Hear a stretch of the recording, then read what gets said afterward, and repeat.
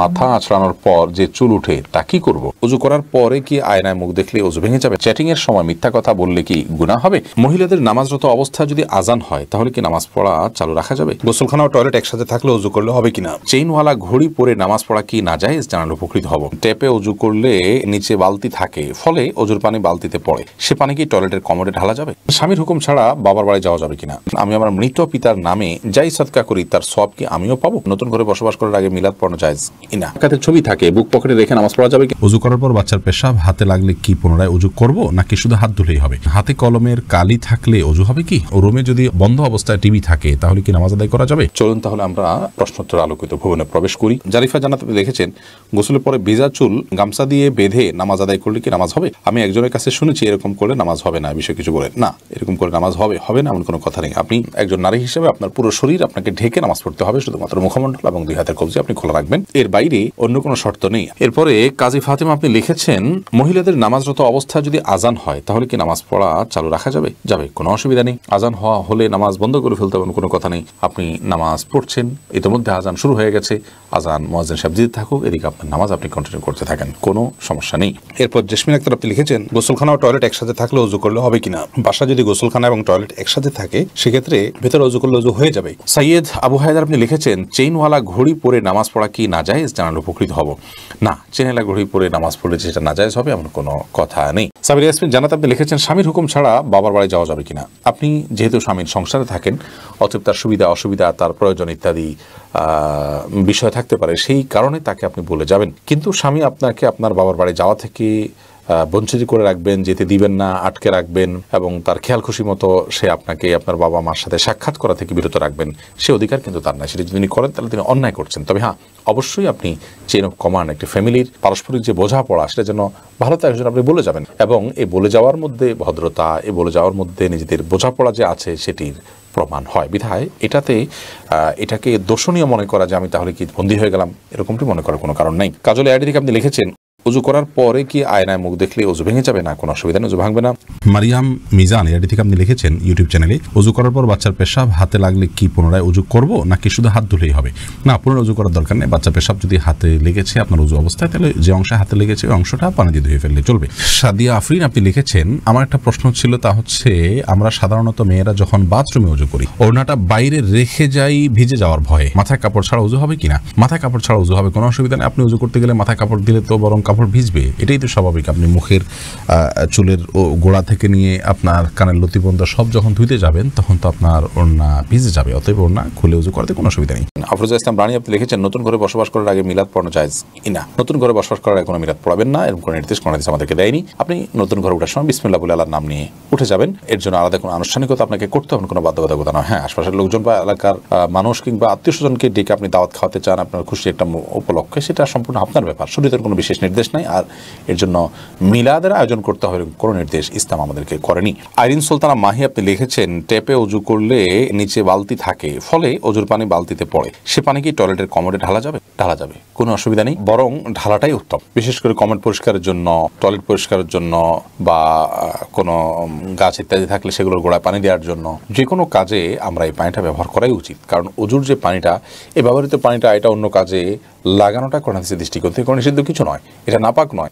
এটা আমরা হয়তো এটার মাধ্যমে পবিত্রতা অর্জন করতে পারবো না, কিন্তু অন্য যে কোনো কাজে আমরা ব্যবহার করতে পারবো।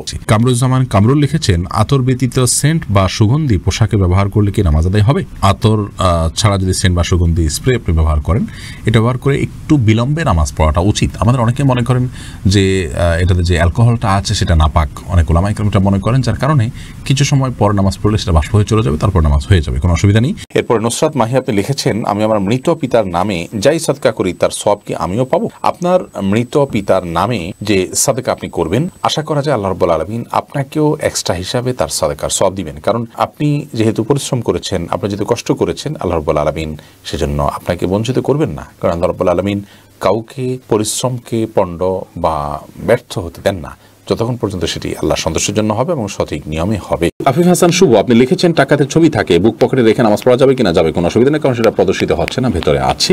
আফরিন চৌধুরী মিম, আপনি লিখেছেন হাতে কলমের কালি থাকলে অজু হবে কি? হবে, কারণ কলমের কালির কারণে হাতের আমাদের ত্বকের উপরে আলাদা কোনো স্তর পড়ে না। আনাস চৌধুরী, আপনি লিখেছেন চোখ বন্ধ রেখে সালাত আদায় করা যাবে কি? এই বিষয়ে আমাদের একটা ভিডিও আছে, মেহরবানি করে সেটা দেখে নেবেন। চোখ বন্ধ রেখে সালাত আদায় করা যাবে অতিরিক্ত মনোযোগ সৃষ্টি করবার জন্য, কিন্তু এটাকে নিয়ম বানিয়ে নেওয়া সুন্নাহ নয়। ফাতেমা পলি, আপনি লিখেছেন আমার বাচ্চা ছোট, তাই আমি শুধু ফরজ নামাজ পড়ি, এতে কি নামাজ কবুল হবে? অন্য কারো সহায়তা নিয়ে আপনি সুন্নাত নামাজ পড়া উচিত। মাঝে মধ্যে যদি এরকম হয় যে অন্য কেউ না থাকে এবং আপনি অনন্য উপায় হন, ফরজ সালাত ছাড়া কোনো কিছু পড়ার সুযোগ নাই, বাচ্চা অনেক বেশি দুষ্টমি করে বা কান্নাকাটি করে বা অসহনীয় পর্যায়ে চলে যায়, তাহলে সেক্ষেত্রে করতে পারেন, কিন্তু নিয়মিত এটি করার কোনো সুযোগ নেই।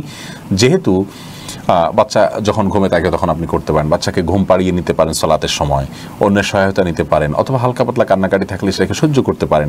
অনেকে বাচ্চার প্রতি এত বেশি মায়া করেন যে বেশি মায়া করতে গিয়ে ইবাদত বন্দেগীর ক্ষেত্রে অনেক ছাড় তিনি দিয়ে নেন, যেটা উচিত নয়। হাফিজ মোহাম্মদ আরিফ বিল্লাহ, আপনি লিখেছেন ঘড়ি কিংবা চশমা পড়লে নামাজ পড়া যাবে কি না?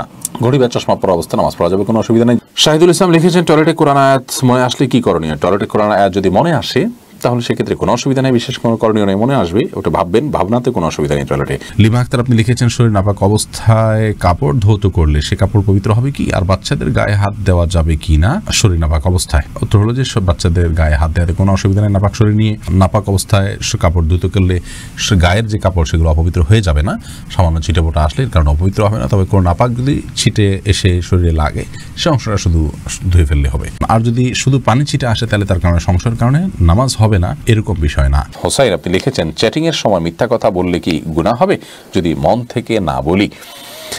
মিথ্যা সর্বাবস্থায় গুনাহ, মন থেকে না বললেও সেটা গুনাহ হবে। এরপরে নাইম নূর লিখেছেন মসজিদের ভিতরে কথা বললে চলে রসুলের ইবাদত নষ্ট হয়ে যায়, কথাটা কি সঠিক? না, এরকম কথা কোনো দেশে আছে বলে আমার জানা নেই। প্রয়োজনীয় কথা মসজিদের ভিতরে অবশ্যই বলা যাবে। নাজমা আক্তার লিখেছেন মাথা আঁচড়ানোর পর যে চুল উঠে তা কি করব? সেটা সবচেয়ে ভালো হয় যদি কোনো মাটিতে দাফন করেন বা এমন জায়গায় ফেলবেন যাতে মানুষের শরীরের অপমান বা অসম্মান না হয়। ময়লার সাথে না ফেলানো উচিত, যদি ফেলে দেওয়া হয় ময়লার সাথে তাতে কোনো বড় গুনাহ হবে ব্যাপারটা সেরকম না, এটা জাস্ট উচিত অনুচিত উত্তম অনুত্তমের কাজ, শিষ্টাচারের বিষয়। সৈকত খান লিখেছেন বিয়ের পরে কাবিনের টাকা কমানো যাবে কি?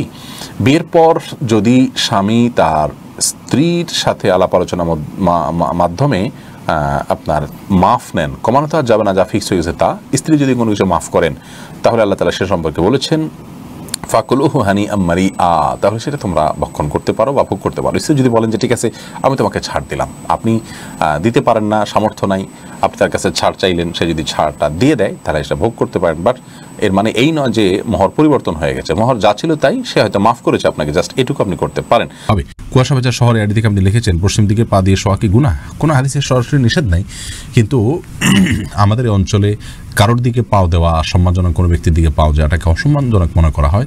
সেজন্য আল্লাহর শেয়ার তথা কেবলার প্রতি শ্রদ্ধা রেখে যদি পা না দেওয়া হয় সেটা প্রশংসনীয়, কিন্তু কোন হাদিসে সরাসরি নিষেধ নেই কেবলার দিকে পা দেওয়ার ব্যাপারে, থুতু ফেলতে নিষেধ করা আছে।